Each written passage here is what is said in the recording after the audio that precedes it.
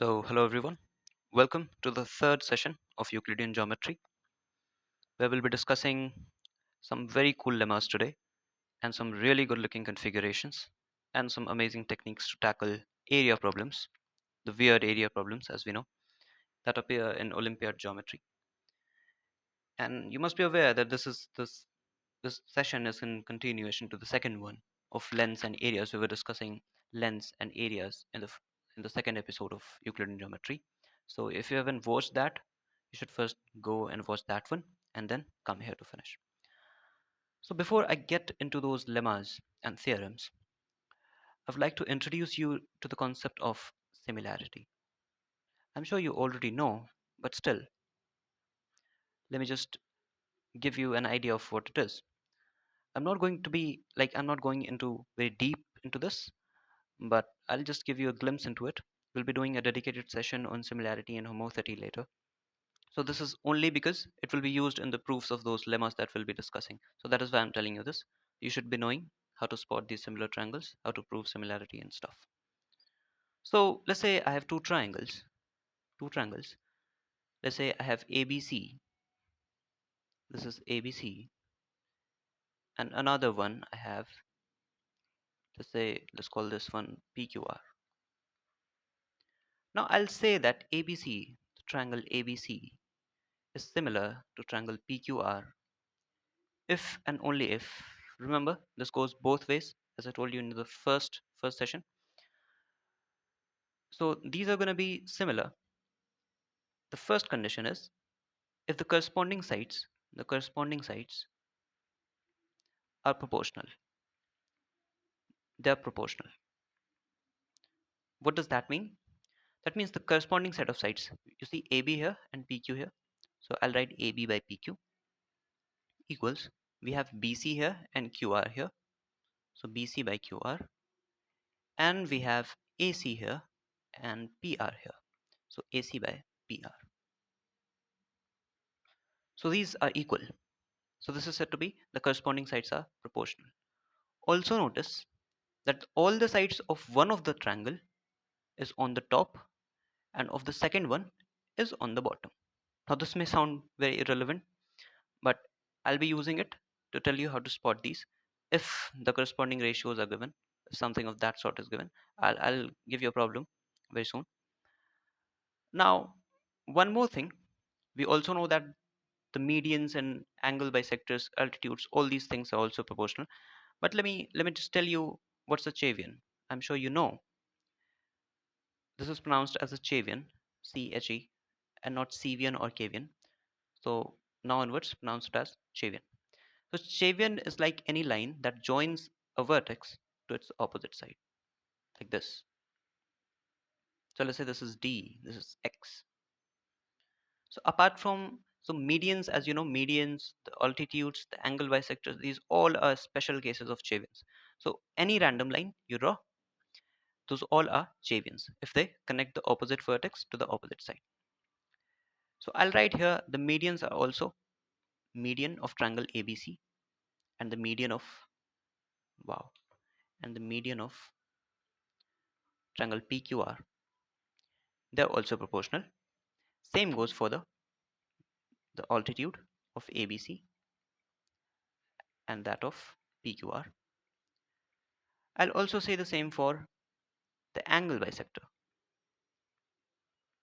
of ABC and that of PQR. Now, if I have to comment on any random Cevian, any random, okay, I said Cevian, okay, Chavian, Chavian, any random Chavian if you have to comment on. So, how will you like? We cannot say that like I draw a random Chavian here and you have some random Chavian here, and I'll say that these are also proportional, these are also equal to the same thing. No, we'll be putting some conditions. If you have to comment on any random ones, so you'll have to say that the angle they make with the positive x-axis, that means this one, this angle, this angle, this should be equal. So these AD and PX are specialized Cevian. Why are they special? Because they make equal angles with the positive x-axis. So they can be said to be proportional. So not any random Cevian, but a special one. I'm putting a star there. and we have the Shavian for PQR as well. What else can we say? Like we have a lot of ratios. Can we add these? It's a common property known for like ratios. If A by B equals C by D, it's also equals to A plus C by B plus D. It's applicable for any number of ratios. So I can also say that the sum of these three sides, these three, is also going to be proportional. What is the sum? That is the perimeter of ABC by perimeter of PQR, right? What else? It's also proportional to the square root of the areas of ABC and that of PQR. Now, all this, the sides, the Chavians, these special Chavians, the random Chavians which make equal angle with the positive x-axis, the perimeter and the area, these all are equal to one thing. Let's call this K. And this one thing is referred as the coefficient of similarity. So where is this used? We'll be using this in homothety when we discuss homothety, when we'll have a dedicated session on this. For now, this is enough. Also, why are we putting this condition on a random Chavian? Why are we saying that this needs to be equal? So we are saying this because if you're aware of the criterias we use for similarity, what are they? It's SAS, we have ASA, and we have AA. We also call this triple A as well. Two angles are equal. That means the third will also be equal. So no need to write triple A. Now, unlike congruency, here the sides are not supposed to be equal. They need to be proportional. The angle need to be equal. So this was the first condition. The corresponding sides are proportional. What's the second one? I'll get back to you on that thing, the random Chavian thing. What's the second condition? All the angles, all the corresponding angles are equal. So for ABC, this is ABC, and this was PQR. These were said to be similar. So angle A equals angle P, angle B equals angle Q. Here we have equality. In case of sides, we don't have. They are proportional. So now that you are aware of these criterias, let me show you something. I want you to focus on this triangle ADC and PQR. We are saying that this angle is equal to this. This is already equal. Angle C equals angle R since we are calling them similar. So by AA similarity, by AA criteria, we have these two triangles to be similar as well. And when they are similar, we'll have AD by PX, which is the random Chavian, to be equal to the ratio of the corresponding sides, which is basically K, the coefficient of similarity. Now, one corollary that we derive from here is that you may want to write this. So if if two triangles are similar and at least one pair of the corresponding sides are equal, then they are congruent as well. I'm sorry for the handwriting. Alright, then they are congruent as well. So we are essentially saying we are provided, if you look at the statement, two triangles are similar. This is something that is provided. We are also saying that one pair, at least one pair, so we'll assume one pair of the corresponding sides, they are equal. Then we have to prove that they're congruent as well. So let's say we have two triangles, once again ABC and PQR. We are given that they are similar, so we'll say AB by PQ equals AC by PR equals BC by QR. Now let's say one of the pairs, any one of these, let's say this one, AB equals PQ, one of the pairs is equal. What does that mean? That would mean these two get cancelled and the ratio comes out to be, the coefficient of similarity comes out to be That's 1, right? So these also become equal. AC equals PR as well. BC equals QR as well. What is this? This is the condition for congruency. Angles are already equal. Sides also got equal. So notice that congruency was just a special case for similarity. Just a special case. Congruency. When does that happen? When the coefficient of similarity equals to 1. That's when two triangles are congruent. Now, it's time for a good problem based on similarity. So we are provided with an acute triangle ABC. This is the triangle, and we are given DEF are points located such that we are given these ratios. We are provided that CD by CE equals CA by CB. All right, and this as well. We have to prove that AD, BE, and CF are altitudes of triangle ABC. Okay, so they are altitudes. We haven't proved it yet. So I haven't made them like concurrent on a single point. We don't know yet. We haven't proved if they're in altitudes. So we'll have to do that later as well. So yep, you have to spot similar triangles. Why? Because you're provided with ratios of sides. So this is the first hint that you should be using similarity. Now it's very easy to spot these. It's like in plain sight here. Notice the first thing that I told you when I was writing the ratio of sides. The sides of one of the triangle is at the top in the numerator, and the sides of the second similar triangle is in the bottom, the denominator. So CD and CA must be the sides of one of the triangles. CE and CB must be the sides of the second triangle. Can I say that? Notice that we are getting three vertices from here. Once you get two sides, you of course get three vertices. We have got CDA. From here, we have got CBE. So these must be the two triangles. We have to write them in order, these vertices in order, so that the corresponding sides fall in place. As of now, I'm not looking into that. I have to just focus on the triangles. What are the triangles? Let me just change the color. Let me get some good color. Okay. So I have CDA, CDA. Okay, CDA. All right. What else do we have? CBE, C, B, and E. This triangle. All right. So do we have the corresponding sides in place like CD by CE? No, we don't have. So we are writing CDA, and we should write CEB to make CD and CE fall in place. Do we have others as well? CA and CB. CA and CB. Right. Now we are into place. All right. So we'll collect what? The corresponding parts of similar triangles. Yes. We have to prove that these are altitudes AD, BE, and CF. What do we need for that?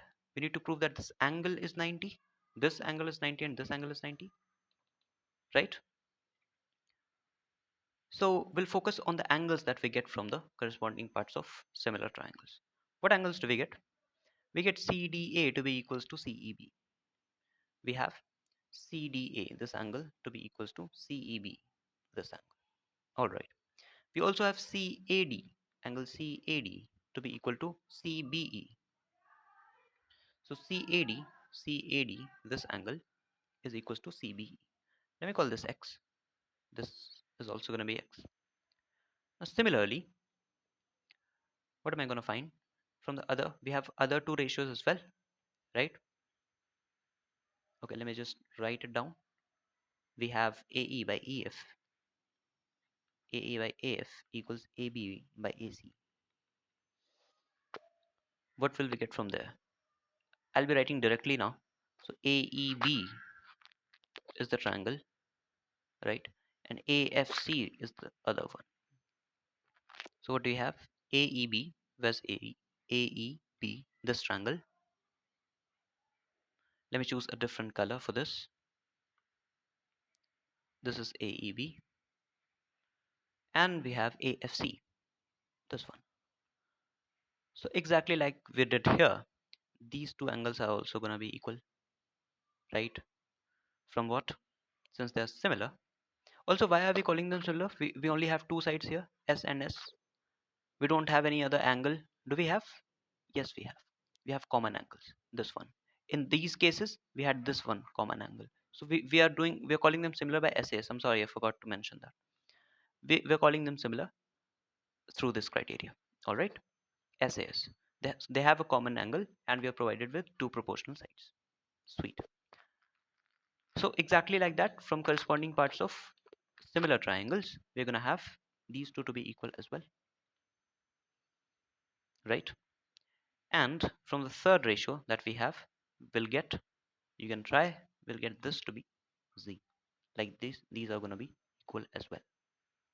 Now, if you focus in the main triangle, what do we have?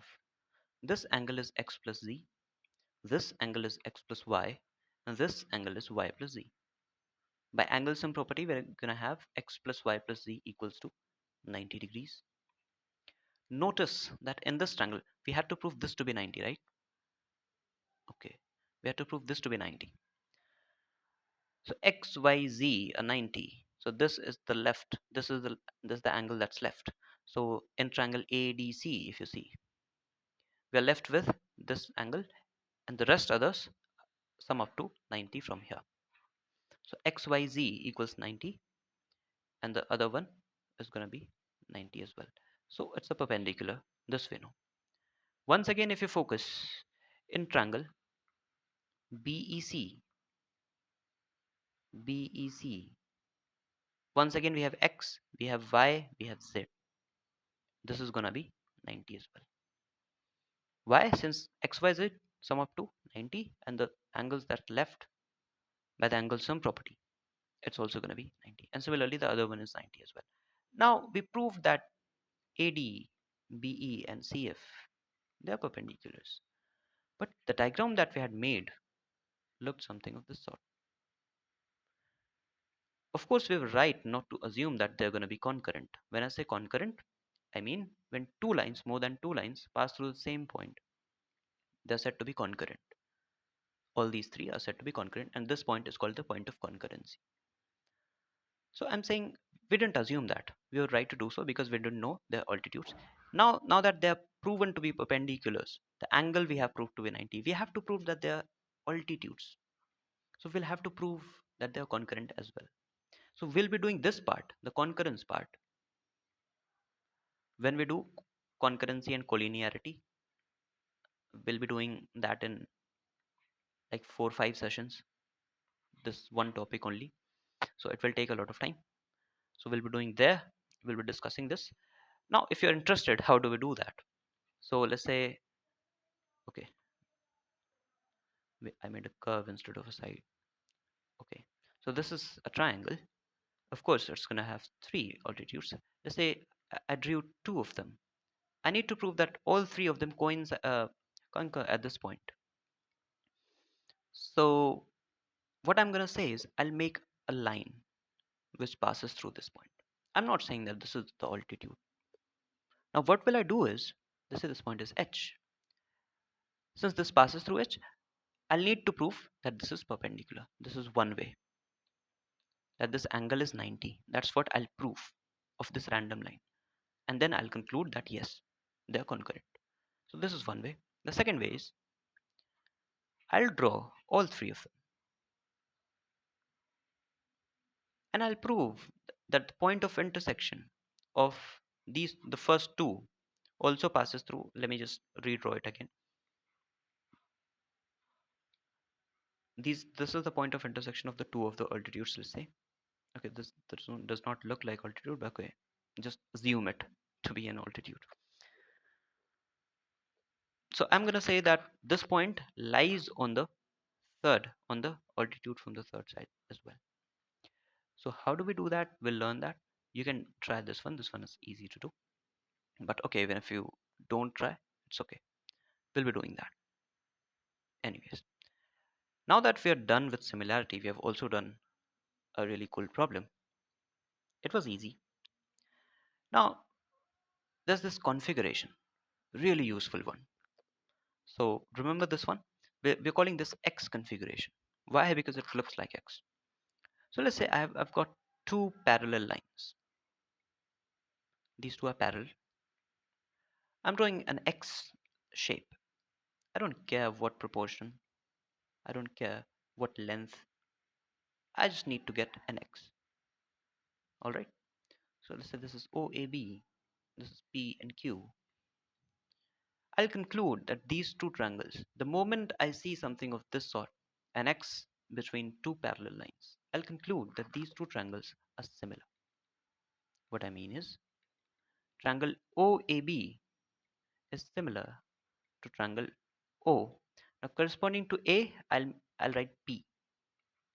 A to P and then B to Q. That is how you write. Remember it. So this may sound like a very simple thing, but it's very useful in some of the toughest problems that you'll like encounter. So you have to spot this configuration. That is what you have to do. You have to make observations. It will be embedded in a absolute mess of a diagram, and you'll have to spot this, and then you'll have to conclude that these two are similar. And then you have to use all the properties of similar triangles to arrive at the desired result. Now let me show you this. Here, I have a problem. Alright. So I'm provided with, I'll recommend you to pause the video and try this. Try to spot the configuration and use the properties of similar triangles to solve this, to arrive at this. I'm provided with a parallelogram ABCD. We have AE to be 5. This is 5. EF is 3. Alright. And FG, we don't know. If you're able to spot, very good. If you're not, just look at BG and AD. Are those two parallel? BG and AD? Yes. Do we have an X figure? Yes. So can I say EBG, this triangle, is similar to EDA? First thing. Now what next?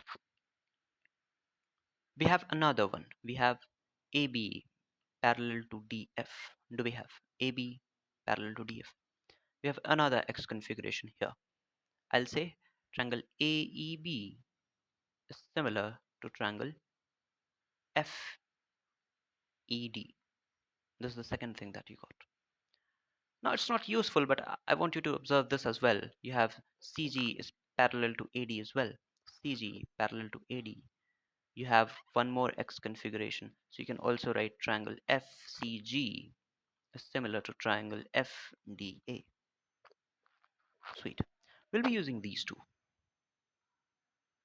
We have provided that AE to EF is 5 to 3. Alright. We have to find FG. Perfect. So from here, can we write ratios? Yes. So we have EB by ED, the corresponding sides I'm writing, equals BG by AD equals EG by EA. Right? From here, I'm going to write AE by FE equals BE by ED equals AB by FD. Do we have any of the ratios already? We do have. AE by EF is 5 by 3. So this is 5 by 3. This is also BE by ED. Notice that BE by ED is here as well. Right? So we already have AE by GF as well here. Yes. So I can write 5 by 3 equals EG by AE from here. How did I get 5 by 3? From here. Since this is equal. Right? Now I have to find FG. Right. So let me just draw the diagram here. Let me just bring it down. Give me a moment. All right. So we bring down this diagram. Here we are. Okay. So I'm interested in this line. I'm interested in this A, E, F, and G. This is X. This is 3. This is 5. We have EG by AE to be 5 by 3. What is EG? It's X by X plus 3. What is AE? AE is 5. And what is it? 5 by 3. So that gives us 3x plus 9 equals 25. X is going to be 16 by 3. That is the answer to this problem. Now you see, you cannot just write this randomly. Like you cannot just write EBG is similar to triangle EDA by X configuration. Nobody knows X configuration. It's not something that is like well, like people are not well aware of it. So you'll have to, like, once you know that they're similar, it's easy to find the criteria by which they're similar. So you can write the criteria. It's by AA. You see, this is how you do, right? The alternate opposite angles and the vertically opposite angles. Alternate interior. Okay. So X is 16 by 3. That's your answer. Now there's this lemma I want you to observe here in the same diagram. You may want to write this if you spot some sort of this sort of thing, because it's a very popular figure, popular diagram. So yep, this is the diagram. Okay, sweet. And we have this line going there. We have this to be Q. Let's say this is P, this is Q, this is R, and this is S. This is what we are interested in. The result is QP square equals QR into QS. QP square, this square, equals QR into QS. So now look at the problem, how easy it got. The problem got a lot easier. Yeah, here we are. So we have AE square equals this 3, that is EF, into EG, the whole thing, not FG. So it's X plus 3. That's 25 equals 3X plus 9. We're done. So you may want to remember this. This comes from similarity. This comes from the same thing if you generalize this. So it's an easy thing. You can prove it using similarity. You can write this as whenever you have this sort of thing. I'll tell you in later in this video. Whenever you have this sort of thing, so you may want to write this as QP by QR equals QS by QP, because the square thing appeared by cross multiplication. So you have the ratios QP as triangle QPS, triangle QPR as well. So yeah, we don't have that as a triangle here, I know, but that appears. I mean these two triangles, yeah. So that appears from there. Anyways, now we have the next thing, the projection theorem. Very important thing. Now, before I get into the projection theorem, I want you to remember this configuration as well, because this you'll encounter at a lot of places. This is a right angle triangle inside a right angle triangle. This one is inside, this one is the bigger one. This is also 90. People forget this one. In the live class, they were making this mistake. This is also 90 and this is 90 as well. So if this angle is theta, this is also going to be theta. This sounds very trivial, of course, but people miss it when they have an absolute, monster of a diagram. So remember this diagram first of all. Now we come to the projection theorem. How do we get this? From similarity. These are very amazing results you'll be using. So it's very much like clearly visible that we have triangle ADC. Since this angle is going to be what? 90 minus theta. This angle is also going to be what? 90 minus theta, right? So triangle ADC, this one, is similar to triangle what? BAC, the bigger one. Each of the smaller ones are similar to the bigger one. And this is also similar to what? BDA. Notice that the right angle remains in the center. Yeah. So now we'll get some ratios from here, from these two, and from these two as well. And we'll cross multiply exactly like I showed you here. And we'll arrive at these results. So let me just do this. We have AD by AB from here equals CD by AC equals AC by BC. Do we spot AC and AC? Yes. So AC square equals CD into BC, the first one, right? So this is how you arrive at these two results as well, when you like compare the ratios. And one more thing, if you observe this diagram, if you focus on the area of this triangle, triangle ABC, this acts as a height and this acts as a base. So I can write it to be half AB into AC. Now this is also height, AD is also height, and BC is also base. So I can equate those two. I can write half AB into AC equals half AD into BC. Is that correct? So half and half get cancelled. So we have another very sweet result. AD equals AB into AC by BC. You may want to write this as the fourth thing. Alright, so this is what we have for the projection theorem. It's very important. So we'll do a problem based on this. And from this problem, we'll conclude something, a really sweet looking result. So we are provided with this diagram. You have to spot that right angle inside a right angle thing. Yeah. So we are provided that AB is under root 11. This is 11 units. And AD is 1001. We have to find BC square. What is it? I hope you're able to spot that right triangle inside the right triangle configuration. This is 90, by the way. This is also 90. Yeah. So focus on triangle ABC. This triangle. We have the same configuration. We have a right angle triangle. This is A, this is B, this is C, and here we have P, right? So we are going to say that BP square, the middle one, equals what? AP into PC, right? BP square equals AP into PC. Now one more, like we have the same configuration here as well.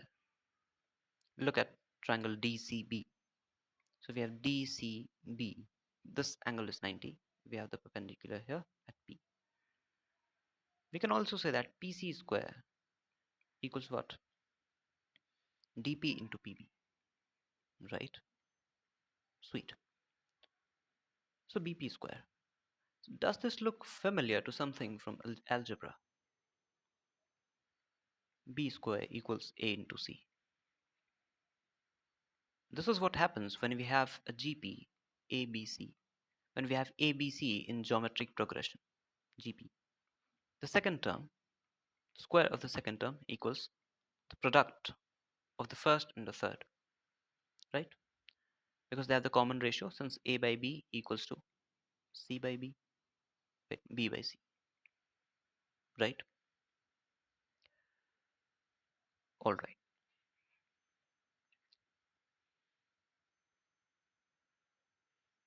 So exactly like that, can we conclude from here that the term that is getting squared is the middle term of the GP, and these two, AP and PC, they're the first and the third ones. Either way, we don't care about that. Which one's the first, which one's the third. So these are in geometric progression. So how do you consider a term in GP? So if this is A, let's say this is X, this is going to be XR, and this is going to be XR square, right? So let's call this X. Since PC is the common one here, we're going to be squaring PC soon. So let's not take PC as the third one. That would make it a mess. So we'll be taking PC as the first term and BP and AP as the third one. So this is X, this is XR, and this is XR square. All right. Now this is also the same thing, same scenario. PC is the second term here, and DP and PB are the first and the third, right? PC we already know is what? X. Now can we find BP? BP we already have to be XR. What is this gonna be? We have PC square equals to DP into PB. So PC square is X square, PB is XR, and we have DP. So X is gonna cancel one of the X, and DP is gonna be X by R. This is what we wanted. We have DP to be X by R. This thing, this distance is X by R. Why are we doing this? You'll get to know soon. DP is X by R, PC is X. So we have this as X. Do we have BP? Yes. This is XR. And AP is XR square. Wow.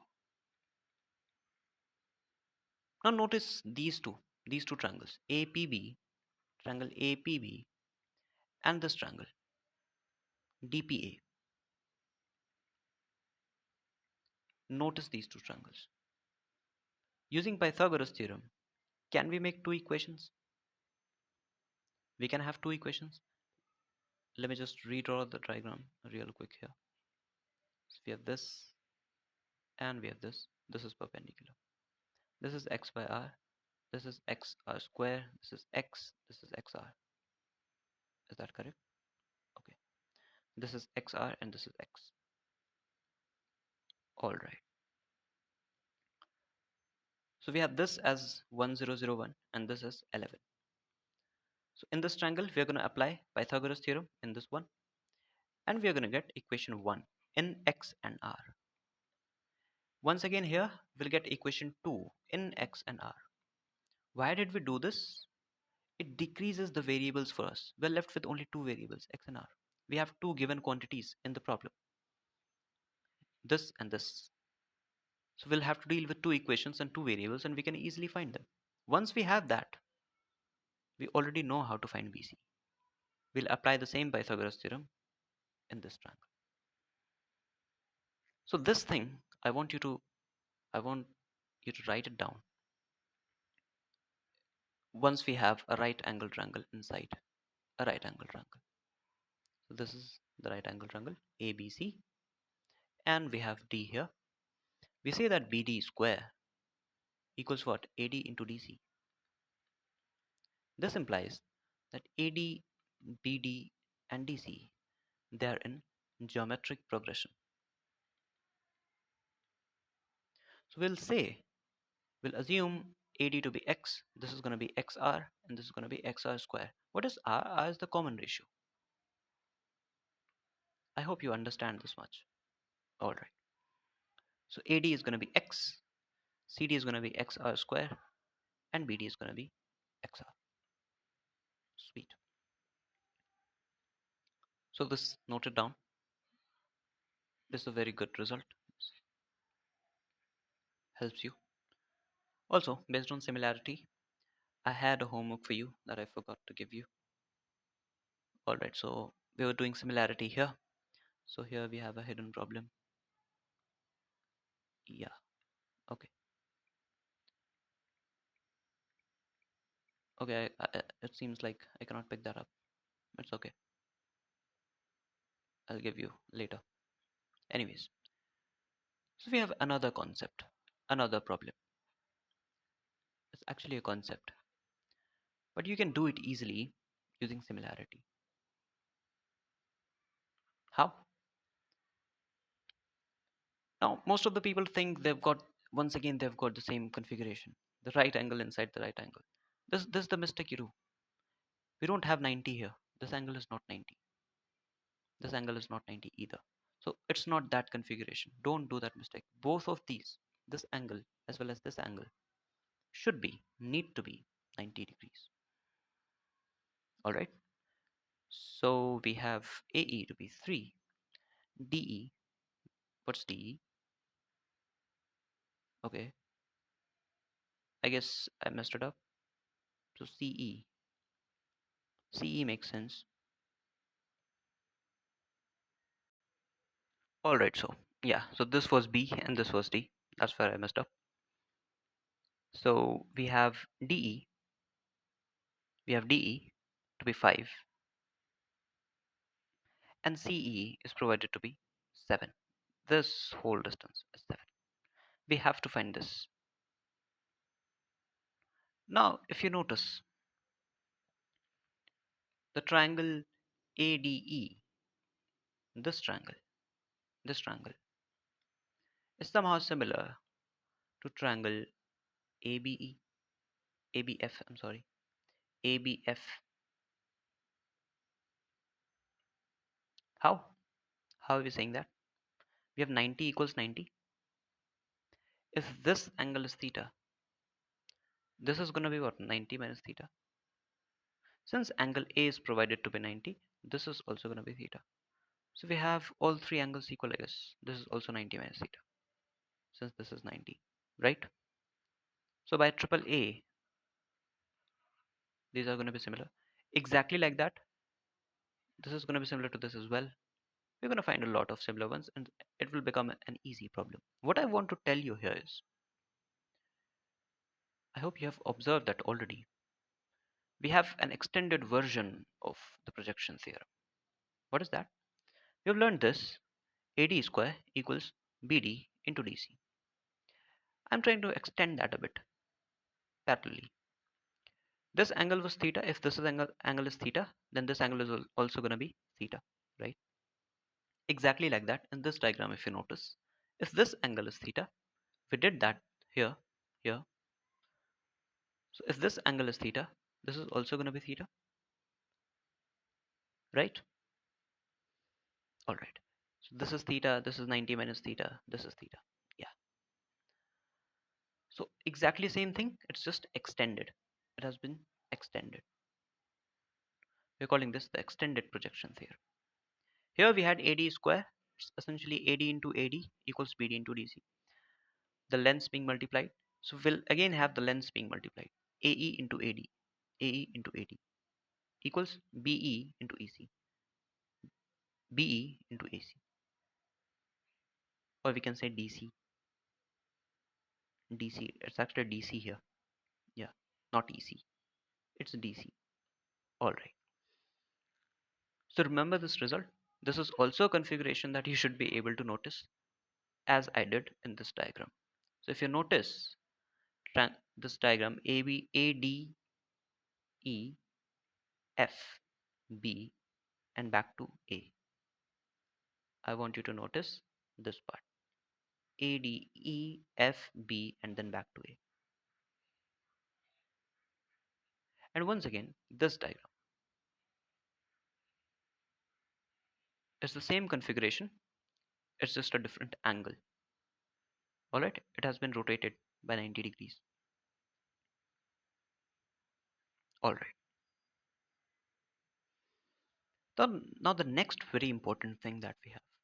It's a very cool thing, a very amazing result that will help you solve a lot of area problems. This is the main thing for today's session, the star of today's, the lotus ratio lemma.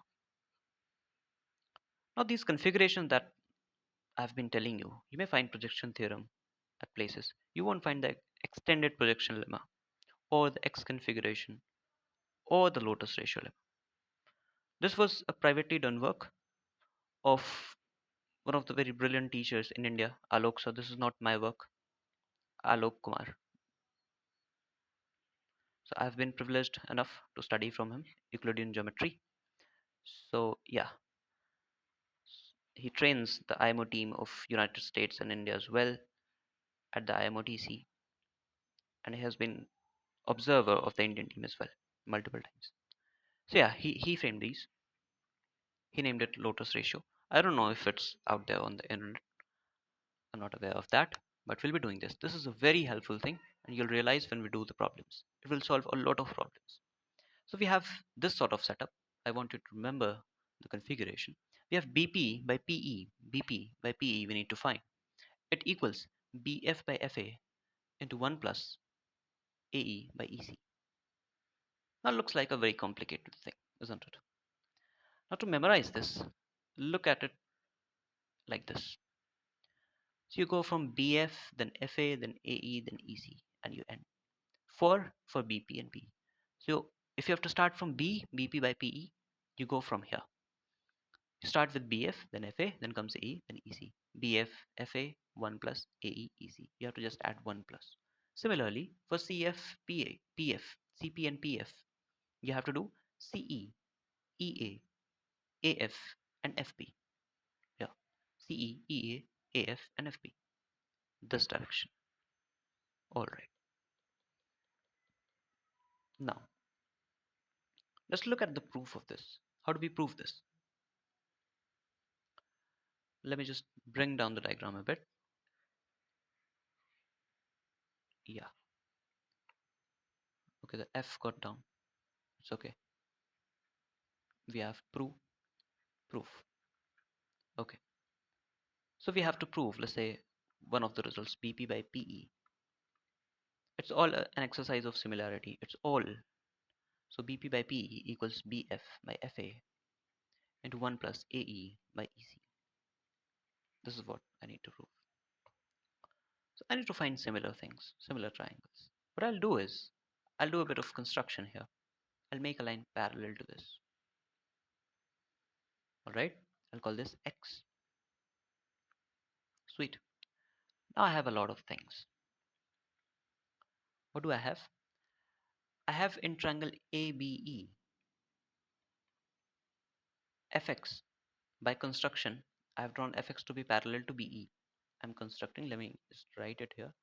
Construction, draw Fx parallel to BE. Sweet. Now what do we have?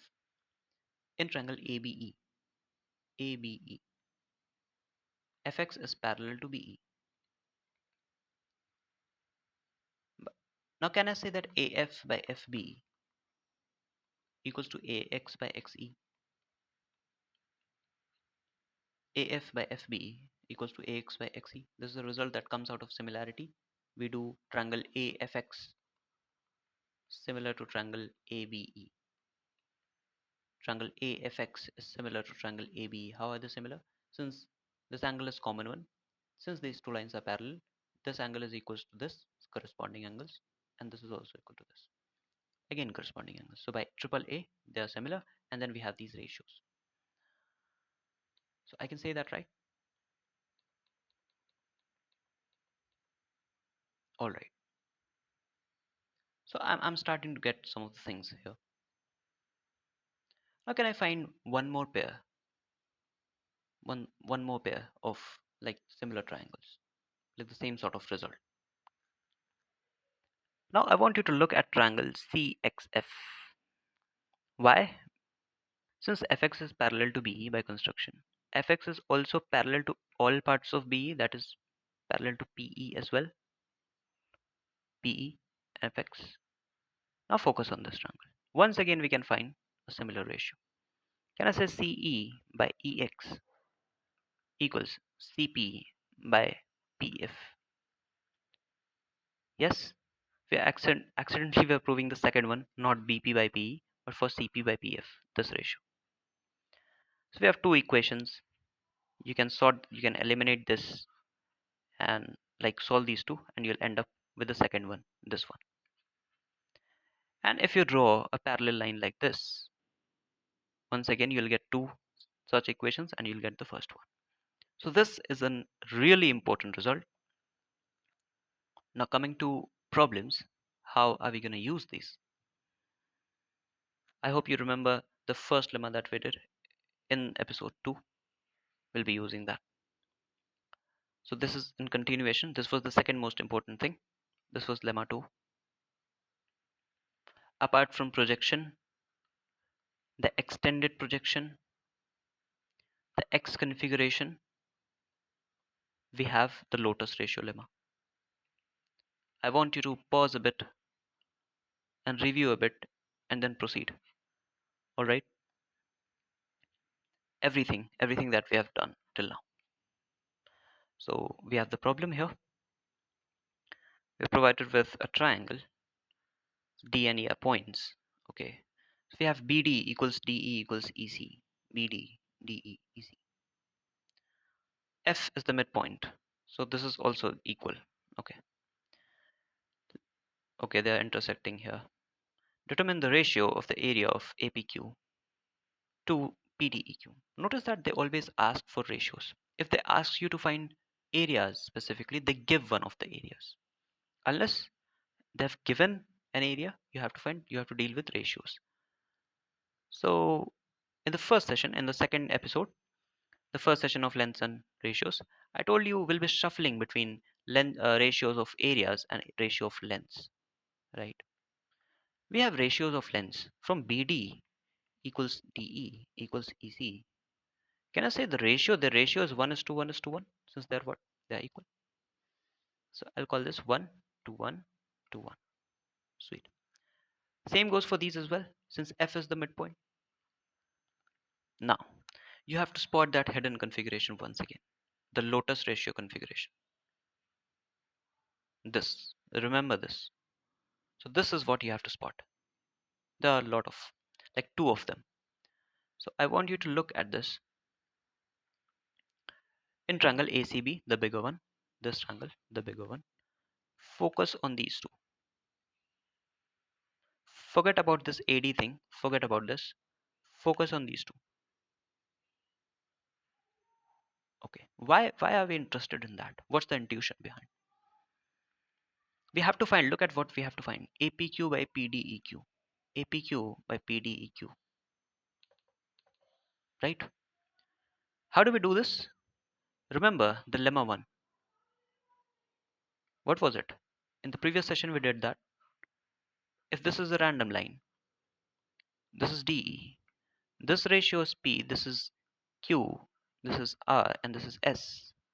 Then area of ADE by area of ABC, the bigger triangle, is going to be PQ into P plus R into Q plus S. We have discussed the proof and all. P plus R into Q plus S. We have to find this by this. Isn't this the same configuration? Now, we have to find something of this sort here. Yes. What do we need? We need ratios. Of what? These sides. How are we going to find the ratio? This is what this ratio we need. P, Q, R, and S. How will we find these? Using the lotus ratio. So that was the intuition behind looking for the lotus ratio. See, Q and S. That is what we do. Let me draw a path diagram. Alright, so here we are. This is the bigger triangle. And there you go. Yes? No, sorry. So we have this. Yeah. So we have ABC and FE we are interested in. This ratio is 1. This is 1. This is 1, but this is 2. It gets divided here, so it's 1 plus 1.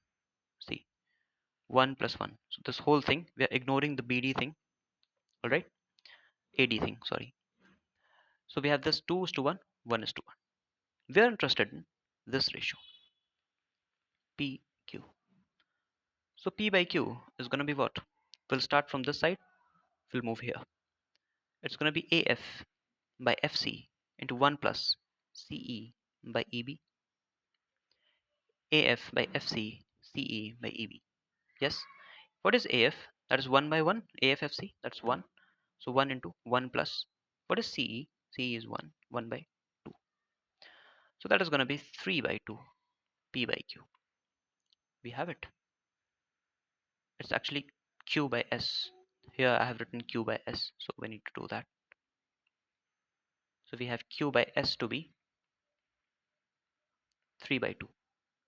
Sweet. We have one part of the triangle. Q and S. That's 3. This is 2. Ratio, not the length. Alright. Now, one more part diagram. We'll look for this. P and R. This is ABC. Right? Now we'll be ignoring the AE part. We'll be focusing on AD. And this will remain as it is. So this is going to be AD. Right? This is 1. This is 1. This time this is going to be 2. And this is 1. We are interested in what? In this ratio. Or this one, right? So P and S, P and R. Okay. So we're interested in this one. So we'll begin from here and once again go there.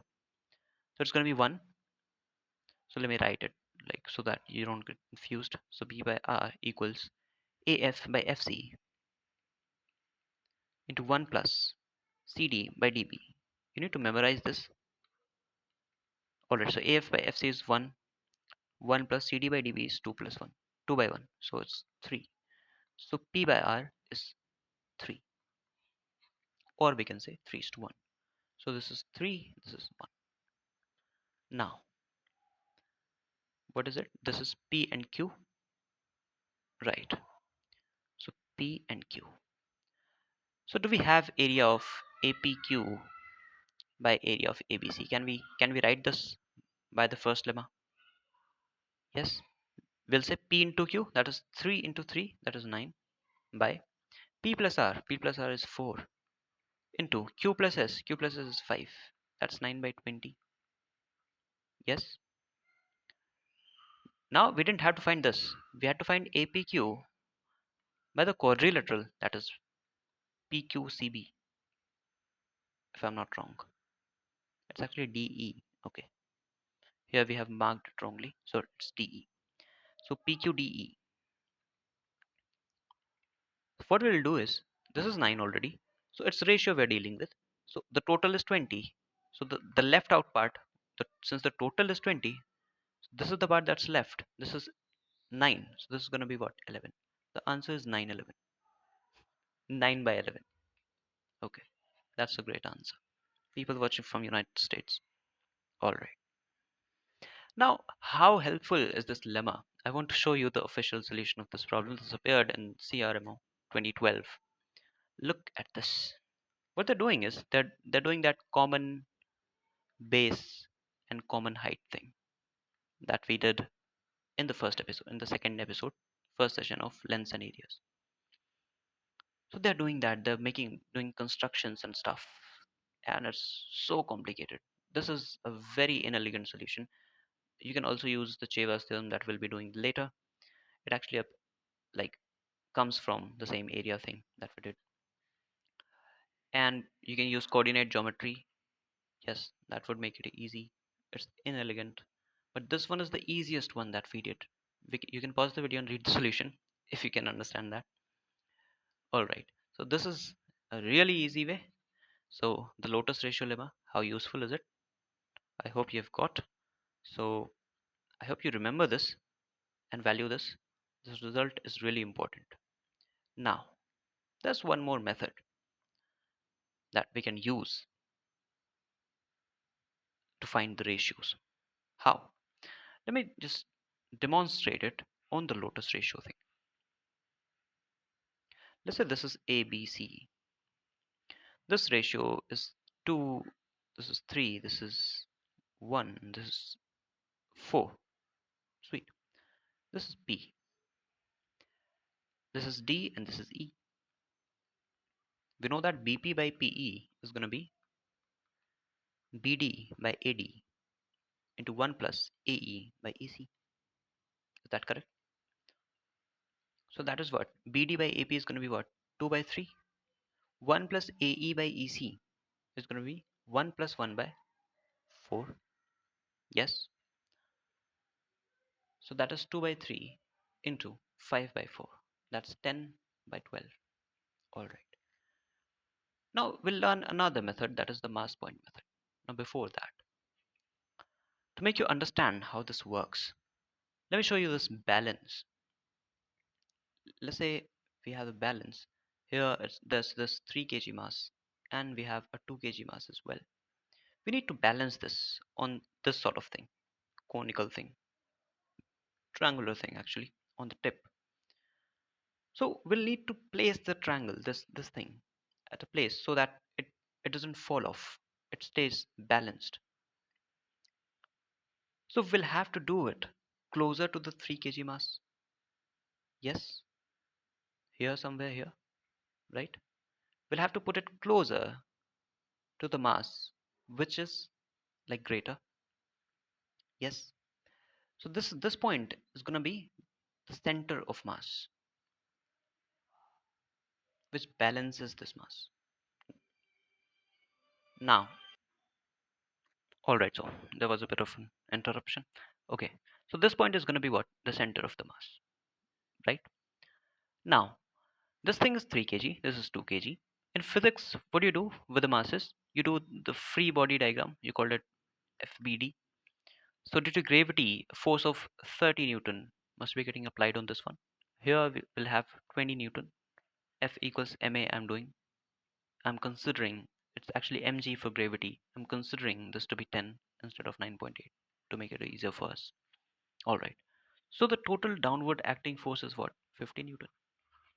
And this 50 Newton must be acting at the center of mass. This is the center, right? Okay. Also notice one more thing, that greater the mass, closer it is to the center of mass. See, that is what I said. In order to balance this, we'll have to put the triangle at a point which is closer to the mass which is greater so that it stays balanced. So this statement implies that the mass is inversely proportional to the distance of it from the COM, the center of mass. Can I say that? Yes. So the masses, the distance, the ratio of the distance is going to be opposite. So if the mass is 3 is to 2, 3 and 2, this distance is going to be 2 is to 3. Is that correct? This is exactly the concept I'll be using. We have the length, the ratio of the lengths. Now we'll assume masses. How are we going to do that? Let's say I have this length. The center of mass is here. This ratio is 4. This is ratio is 5. So instinctively, you're going to say from here, whatever we discussed above, that a mass of 5 kg is here, 5x kg something, because it's the ratio, right? And 4x kg is here. The ratio of the masses is going to be 5 is to 4. Opposite of the distance. Opposite of their distances from the center of mass. Right? Alright. So now let's come to the lotus ratio thing. We have provided that this ratio was, let's say, 2 is to 3. This was 1 is to 4. Yeah. We'll consider, this is D and E and this is P. We'll consider D to be the center of mass.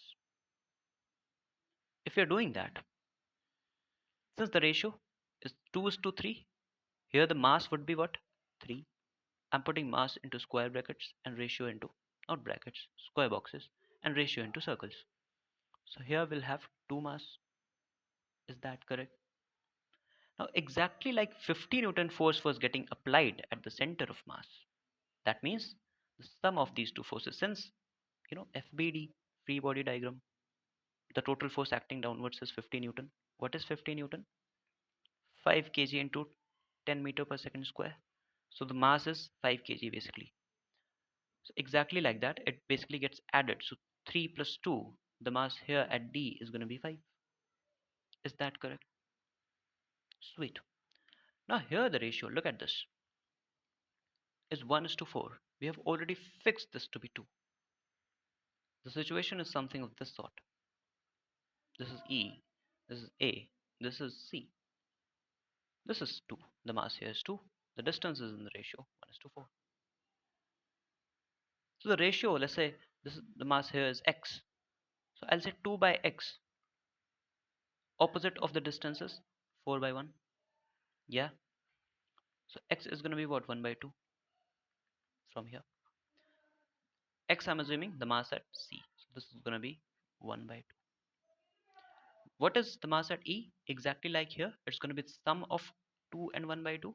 What is it? It's going to be 5 by 2. Is that correct? Now P is the center of mass of D and E. Right? It's balanced. What would P be? The mass at P is going to be 5 plus 1 by 2. Right? D plus C. What is it? It's 11 by 2, right? It's also gonna be the sum of B and E, the masses of B and E. What are they? It must come out equal if you have done it correctly. So 3 plus 5 by 2, that is also 11 by 2. Perfect, as everything should be. So it's perfectly balanced. All right. So we have this to be 11 by 2. Now, we don't really care about the 11 by 2. We did this because we wanted to check if our calculation that we have done here is correct. If it comes out to be same from both ways, we have done it correctly. Now what do we have? Focus here. We have this mass to be 4. Do we have it as 4? Okay, it's 2. Alright, it's 2. This is 1 by 2. This is 3. This is 5. Okay, and this is 5 by 2. We need ratio of these lengths. Is the ratio of these lengths going to be opposite of the masses, these two masses? So if the ratio is P is to Q, we're going to say 3 by 5 by 2 is going to be Q by P. Yes, 3 by 5 by 2 is going to be Q by P. Is that correct? So what is 3 by 5 by 2? That's 6 by 5. That is what? Q by P. So P by Q comes out to be 5 by 6. From the Lotus ratio lemma, what did we find out? It wasn't that ratio. We found it BP by PE. This, if we find out, this will come out to be 5 by 6. Let me recheck BP by PE as well. Alright. I guess we have the different ratio. Ah, everything is alright, man. 10 by 12 is 5 by 6 only. We just cancelled it. 5 by 6 by 2. Yeah, so it's 5 by 6. So this is another method, very powerful trick using center of mass in finding ratios of lengths and ratios of areas as well. If you have ratios of lengths, you have ratios of areas, as you know from the previous session. So this was the second session on ratio of lengths and areas. We're dealing with complicated areas. We'll have one more session on this, which is going to be a bit advanced. So I recommend you to finish the second and the third episode before you come for the fourth one. That is going to be a bit on the higher side. So you may feel a bit like, it's complicated. Yeah. So that was all for this episode. And regarding the homework that I was saying, as of now, I don't seem to find that. We'll solve that problem in the next session. All right. That was just one problem. We did 5 of them. We did Lotus ratio. We did X configuration. We understood similarity. What else? The projection theorem, extended projection theorem. I hope you prove all this on your own. Solve all the 5 problems once again on your own. The GP thing observation that we made, that was very important. Alright. So all the best everyone. Thank you.